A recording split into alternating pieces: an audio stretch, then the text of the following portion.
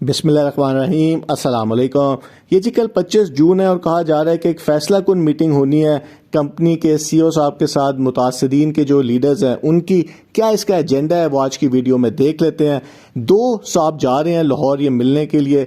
एक तो जावेद साहब हैं जिन्हें सभी आप जानते हैं, ये काफ़ी ज़्यादा वॉइस मैसेज करते हैं, काफ़ी अवेयरनेस देते हैं कि ये इंटरनेशनल वेबसाइट्स और ये कंपनी सारी स्कैम करती हैं। लेकिन B4U के ऊपर ये कहते हैं कि जी अभी नैब नहीं जाना चाहिए और आपको इंतज़ार करना चाहिए कि शायद कंपनी आपको पैसे वापस कर दे। और जो खालिद फारूक साहब हैं ये भी यही कहते हैं कि जी आप कंपनी से मुज़ाकरात करके जो ऑप्शंस आ रही हैं इनको चेक करें कि कंपनी आपको पैसे वापस कर देगी। तो जो एजेंडा का पहला पॉइंट है वो है क्रिप्टो करेंसी, और पूछा ये जाएगा, जावेद साहब कह रहे हैं कि क्या सीईओ साहब के पास क्रिप्टो करेंसी है या नहीं है, क्योंकि कंपनी का जो असल बिजनेस था जिसके ऊपर इन्होंने इन्वेस्टर से काफ़ी पैसे लिए वो क्रिप्टो करेंसी ही था। और यही कहा जाता था कि जी क्योंकि पाकिस्तान में क्रिप्टो नहीं हो सकता इसलिए हम मलेशिया में करते हैं और आपको अब ढेर सारा प्रॉफिट दिया जाएगा। जो ये बाद में जो बिजनेसेस आए थे वो तो लेट ही स्टार्ट हुए थे और वो तो प्रॉफिट भी उन्होंने नहीं कोई दिया। तो ये पूछा जाएगा कि जी ठीक है, आपके जो आप कहते हैं कि 28 ममालिक में कारोबार ठप हो गया, लेकिन क्या आपके पास क्रिप्टो है, क्योंकि उसको तो कोई हुकूमत जो है वो फ्रीज नहीं कर सकती। और अगर ये कहेंगे कि है तो फिर अगला सवाल होगा कि जी आपने इनको बेच के इन्वेस्टर्स को पैसे दें। दूसरा जो एजेंडा पॉइंट है वो ये है कि जो लोग ऑप्शन ए में रहेंगे यानी कि वो इंतज़ार करेंगे बैंक अकाउंट्स खुलने का, तो उनको जो रकम वापस की जाए वो सिर्फ प्रिंसिपल अमाउंट ना वापस की जाए, वो प्रॉफिट के साथ की जाए। क्योंकि अगर ऑप्शन बी वालों को 4x तक प्रॉफिट मिल रहा है बगैर कुछ करने का, जो कि इतना ज़्यादा प्रॉफिट है, तो ऑप्शन ए वालों को भी कुछ दिया जाए और किसी किस्म की कटिंग जो है वो इसमें नहीं कबूल की जाएगी। तो जो ऑप्शन नैब है वो तो बड़ी क्लियर होती है जी, उसमें तो कोई आपको प्रॉफिट नहीं मिलता, जो आपकी रकम बस लगी होती है क्लेम वेरीफाइड वही आपको मिलते हैं। तो जो तीसरी ऑप्शन है, तीसरा जो एजेंडा पॉइंट है वो ये है कि चेक की एक दफ़ा इन्होंने दोबारा बात की है कि जी अगर कोई सीईओ साहब नहीं चेक देते तो कोई और शख्स हमें चेक दे और वो स्टैम्प पेपर के साथ चेक दे। इसके ऊपर पहले भी काफ़ी बात हो चुकी हुई है, ये दोबारा ये पॉइंट रेस कर रहे हैं।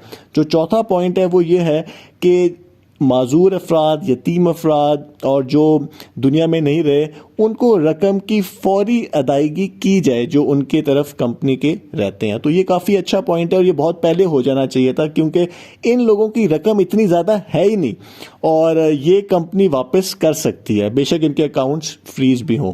फिर जो अगला पॉइंट है वो ये है कि जी अगर बैंक अकाउंट्स नहीं खुलते तो प्लान ए वालों को पैसों की अदायगी कितने दिनों में मुमकिन है। देखें ये एक लीगल केस है, इसके अंदर कोई भी फैसला आ सकता है। हो सकता है अकाउंट खुले, हो सकता है नैब कोई ऐसा पॉइंट रेस कर दे अदालत में कि अकाउंट्स ना खुलें। तो अगर अकाउंट ना खुले तो फिर क्या होगा, ये एक ऐसा सवाल है जिसका अभी तक कोई जवाब उस तरह नहीं दिया गया। तो ये बहुत अच्छा पॉइंट है जो ये रेस कर रहे हैं ये कमेटी जो है। तो देखते हैं कि इसके ऊपर कंपनी क्या कहती है। फिर एक पॉइंट दोबारा रेस किया जा रहा है कि जी जो प्रॉपर्टी है, और इसको जावेद साहब का ये पॉइंट था कि जी जो प्रॉपर्टी है वो उस स्टैम्प पेपर की जाए, फिर हम प्रॉपर्टी किराए पे दे देंगे। ये इस टाइम के ऊपर प्रॉपर्टी जो है नैब ने फ्रीज की हुई है, क्या ये अनफ्रीज हो जाएगी, क्या ये कानून रहेगा, क्या ये सुप्रीम कोर्ट में चैलेंज होने के बाद इनको स्टे मिल जाएगा, इस टाइम कुछ भी नहीं पता। लेकिन इनका पॉइंट ये है जावेद साहब का कि जो ये प्रॉपर्टी है, जो सीईओ साहब कहते हैं कि जी कोई भी प्रॉपर्टी 50 करोड़ से कम नहीं है, ये स्टैम्प पेपर दे दिए जाएं लोगों को और वो लोग जो है ज़मीन आगे बेच दें, और जब अकाउंट्स खुल जाएं, प्रॉपर्टी ओपन हो जाए तो उस टाइम के ऊपर वो उस शख्स को आगे प्रॉपर्टी ट्रांसफ़र कर दें। और साथ इन्होंने कंडीशन ये रखी है कि जी इसका जो रेट लगेगा वो डीसी रेट के ऊपर हम सीईओ साहब से इसकी डीलिंग करेंगे। इसमें जो सिर्फ मसला है वो ये है कि हज़ारों लोग हैं और वो कितने स्टैम्प पेपर, कितनी प्रॉपर्टी के हिस्से करके ये प्रॉपर्टी देंगे। तो इस पॉइंट की पहले भी समझ नहीं आई थी, अभी भी समझ नहीं आई। फिर जो नेक्स्ट पॉइंट है वो ये है कि जी कहा जा रहा है कि अगर आप एक में चले गए, मतलब आप ऑप्शन ए में हैं और आप फिर ऑप्शन बी में चले गए तो आप वापस नहीं आ सकते, तो आपने एक ऑप्शन आपने सेलेक्ट करनी है। तो इसमें यह है कि आपको पता ही जितनी नेटवर्किंग कंपनीज होती हैं इसमें लोगों ने मल्टीपल अकाउंट बनाए होते हैं, एक से ज़्यादा अकाउंट बनाए होते हैं, अपने रिश्तेदारों के, अपने फैमिली वालों के भी बनाए होते हैं, और ताकि वो कमीशन हासिल करें, खुद ही अकाउंट बना लेते हैं ताकि कमीशन मिल जाए। तो इसमें वो यही पूछ रहे हैं कि जी अगर आपका एक अकाउंट है, दो आईडीज हैं आपके पास, तो एक आईडी आप ऑप्शन ए में लगा दें, एक ऑप्शन बी में लगा दें, तो इसके ऊपर क्या ये मुमकिन है? मेरा नहीं ख्याल कंपनी ये करेगी, उनके पास सारा डाटा तो होगा ही।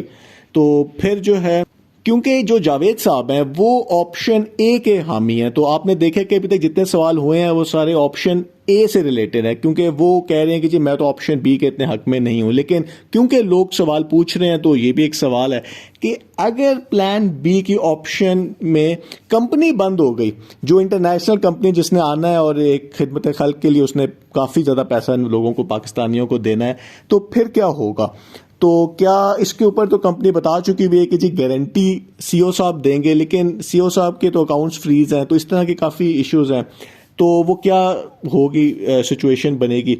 और सबसे अहम सवाल कि अगर प्लान बी में क्या गारंटी है कि कंपनी, इस जो इंटरनेशनल कंपनी है, इसको गवर्नमेंट हाथ नहीं डालेगी, यानी कि इसके खिलाफ एक्शन नहीं लेगी? क्योंकि अब तक जो बताया गया है वो तो यही बताया गया है कि ये नेटवर्किंग कंपनी है, और उसकी वजह यह है कि कंपनी ने खुद कहा है कि जो लीडर्स हैं उनके लिए भी कुछ है और वो 7x तक जा सकते हैं। तो इसका मतलब है नेटवर्किंग होनी है। बेशक ज़्यादातर लोगों ने कुछ भी नहीं करना और कहा जा रहा है उनको जो है चैरिटी के तौर पे या पता नहीं किस तरह उनको बहुत सारा पैसा दिया जाएगा, लेकिन है तो ये एक नेटवर्किंग कंपनी और पाकिस्तान में ये लीगल नहीं है। FATF का केस चल रहा है इस टाइम के ऊपर।